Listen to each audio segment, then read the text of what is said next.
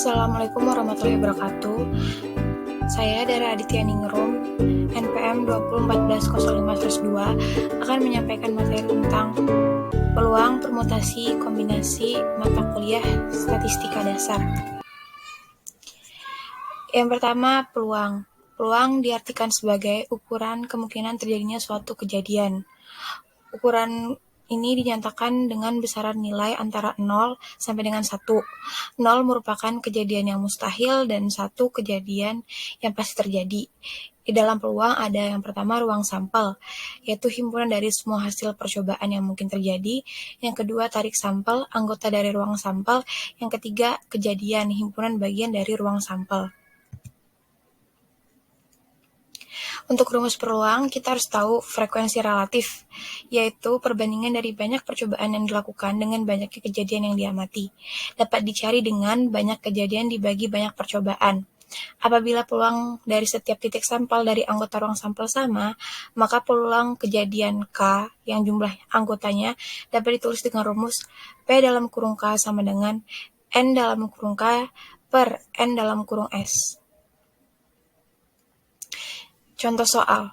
Pada pelemparan sebuah dadu, tentukan peluang munculnya sisi dadu berangka genap. Ruang sampel dadu adalah 6, di mana 1, 2, 3, 4, 5, 6. Sisi dadu genap adalah 3, yaitu 2, 4, 6.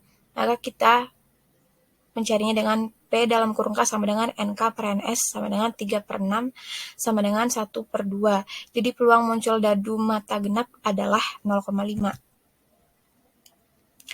Dalam peluang juga ada kejadian majemuk dan komplement. Untuk kejadian majemuk adalah kejadian baru yang terbentuk dari pelakuan pada 2 atau lebih kejadian. Kalau kejadian komplement, semua kejadian yang bukan kejadian K, atau suatu kejadian K dan kejadian komplement yang dinyatakan dengan K aksen. Dengan rumus P dalam kurung K sama dengan P K aksen, sama dengan 1 min P K aksen, atau P K aksen sama dengan 1 min P dalam kurung K. Berikut untuk contoh soal kejadian majemuk. Ana bermain kartu bridge, kemudian diambil satu kartu secara acak. Tentukan peluang Ana mengambil kartu bukan as. Maka kita jawab, NS dari kartu bridge adalah 52, jumlah kartu as atau NK sama dengan 4. Kita memakai rumus yang pertama, P dalam kurung K sama dengan NK per NS sama dengan 4 per 52, kita sederhanakan menjadi 1 per 13. Karena ini kejadian majemuk, kita menggunakan rumus yang 1 min P dalam kurung K sama dengan 1 min 1 per 13 sama dengan 12 per 13. Peluang Anda mengambil kartu as. Penjumlahan peluang yang pertama ada kejadian saling lepas, kejadian tidak saling lepas, kejadian saling bebas, kejadian bersyarat. Kejadian saling lepas itu dua buah kejadian A dan kejadian B disebut kejadian saling lepas jika tidak ada elemen pada kejadian A yang sama dengan elemen pada kejadian B. Dirumuskan dengan P dalam kurung A gabungan B sama dengan PA ditambah PB. Kita ke contoh soal. Dari suatu set kartu bridge diambil suatu kartu secara acak. Tentukan peluang terambil kartu as atau king. Kita misalkan A itu peluang terambil kartu as dan B itu peluang terambil kartu king. Kita ke rumus yang P dalam kurung A gabungan B sama dengan PA ditambah PB sama dengan NK dari kartu as dan kartu king itu 4. NS-nya 52, jadi 4 per 52 ditambah 4 per 52, kita sederhanakan menjadi 1 per 3 ditambah 1 per 13 sama dengan 2 per 3. Kejadian tidak saling lepas. Dua buah kejadian disebut tidak saling lepas jika terdapat minimal satu elemen pada kejadian A yang sama pada elemen kejadian B.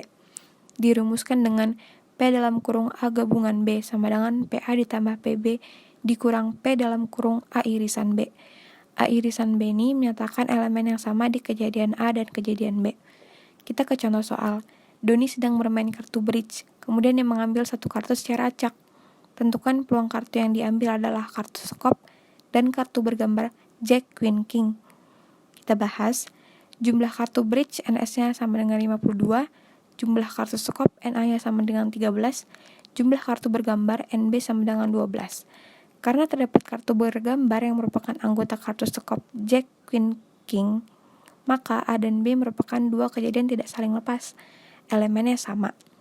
Kita kembali ke rumus P dalam kurung A gabungan B sama dengan PA ditambah PB dikurang P dalam kurung A irisan B sama dengan 13 per 52 ditambah 12 per 52 dikurang dengan P dalam kurung A irisan B-nya 3 per 52 sama dengan 22 per 52 sama dengan 11.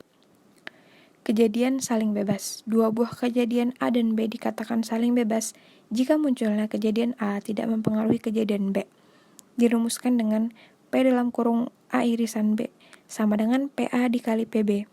Kita ke contoh soal. Andi melempar dua buah dadu. Berapakah peluang muncul angka genap prima pada dadu pertama dan angka ganjil pada dadu kedua? Kita bahas. Pertama kita misalkan A. Kejadian muncul mata dadu genap prima pada dadu pertama. A sama dengan 2, maka PA sama dengan 1 per 6. Misalkan B. Kejadian muncul mata dadu ganjil pada dadu kedua. Mata dadu ganjilnya itu ada 1, 3, 5.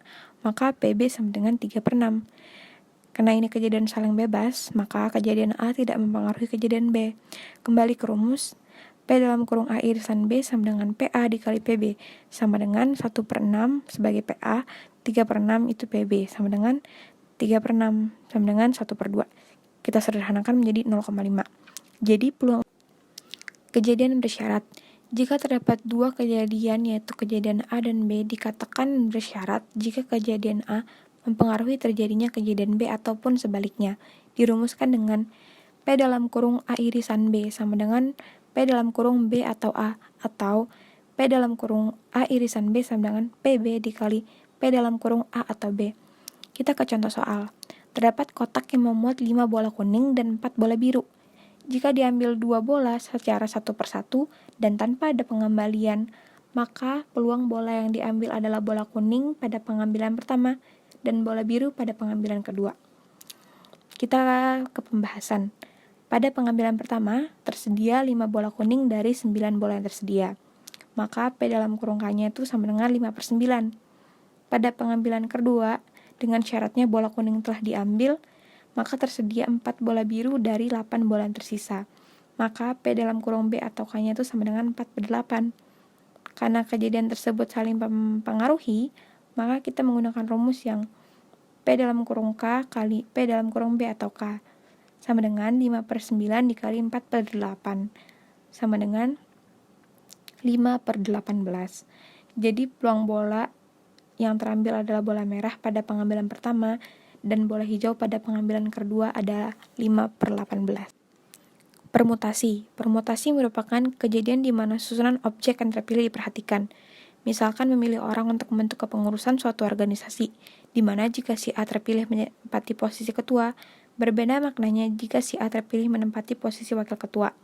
Dirumuskan dengan P sama dengan N faktorial dibagi N min R faktorial. Kita ke contoh soal. Dari 5 orang kandidat akan dibentuk kepengurusan ketua, wakil, bendahara. Maka NS sama dengan permutasi 5. Kita ke rumus P sama dengan N faktorial per N min R faktorial. 3 sama dengan 5 faktorial per 5 min 3 faktorial sama dengan 60. Kombinasi. Kombinasi merupakan kejadian di mana susunan objek yang terpilih tidak diperhatikan.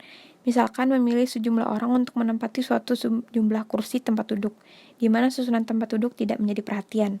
Kombinasi dirumuskan dengan N faktorial per R faktorial dalam kurung N min R faktorial. Kita ke contoh soal. Dari 5 orang akan dibentuk tim cepat tepat yang beranggotakan 3 orang. N dalam kurung S sama dengan kombinasi 5. NS sama dengan 3 sama dengan 5 faktorial dibagi 5 min 3 faktorial dikali 3 faktorial. Maka sama dengan 10. Demikian pemaparan materi statistika dasar mengenai peluang kombinasi permutasi. Saya akhiri. Terima kasih. Wassalamualaikum warahmatullahi wabarakatuh.